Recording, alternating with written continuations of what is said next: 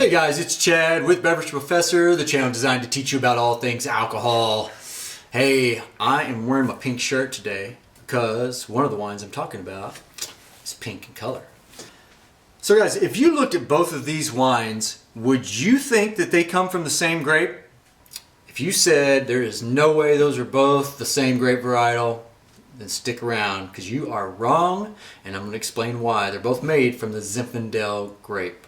First, let's just talk about the Zinfandel grape. The Zinfandel grape is a red grape, and it's thought to be one of the oldest grape varietals that are still around producing wine to this day. So the Zinfandel grape was thought to have come from Croatia, where at that point it was called two different names. One was called Tribodrag, and the other one is a very difficult to pronounce name. I'm going to leave the name down below also. You can fumble around, try to figure it out as well. But I'm going to give it a shot. It was called Surlignac Castellanski. Surlignac Castellanski.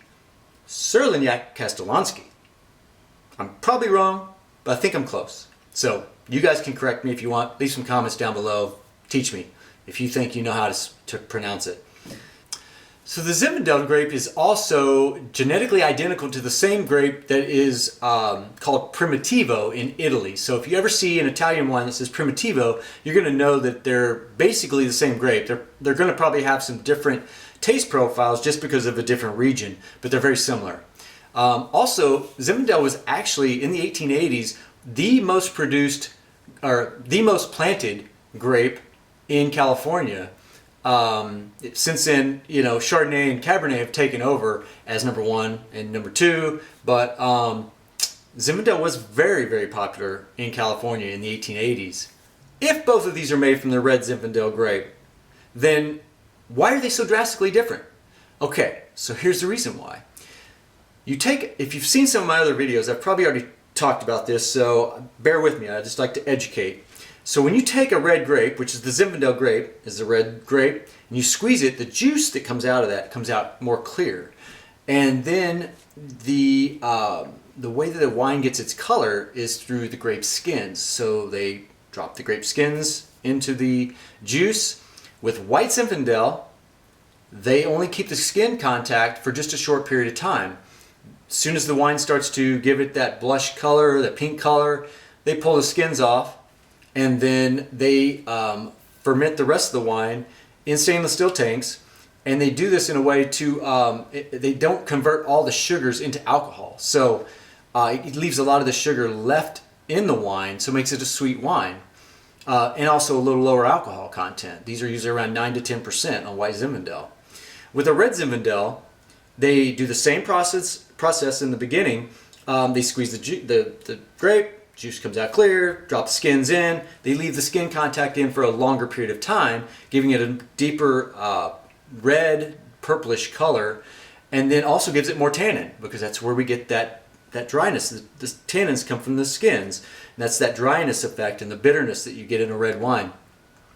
Now, also with a red Zinfandel, they will then ferment it in a process to convert a lot more of the sugars into alcohol. And that will also give it a higher alcohol content. So a lot of the red Zinfandels will come across about 15 to 17% alcohol, where white Zins will end up about 9 or 10%. And also with red Zinfandel, they're going to age these usually in oak barrels for a short period of time. And that will give it a little more tannin, a little more complexity. The taste profile of white Zinfandel is more of a strawberry or melon and like other fresh berry flavors. So red Zinfandel's taste profile can range from like strawberry, cherry, blackberry, black pepper, licorice, and cocoa. All of this depends on how ripe the grapes are when they're picked. So Zinfandel made from very ripe grapes will come across as what we call in the wine world as jammy. So let's learn a little bit more about the different styles and the different versions of Zinfandel. So with white Zinfandel was actually an accident. It was all created by an accident by a man named Bob Chinchero from the Sutter Home Winery. And he was actually producing drier rosé wines using Zinfandel grapes. And he was producing one batch, and the batch suffered from a stuck fermentation.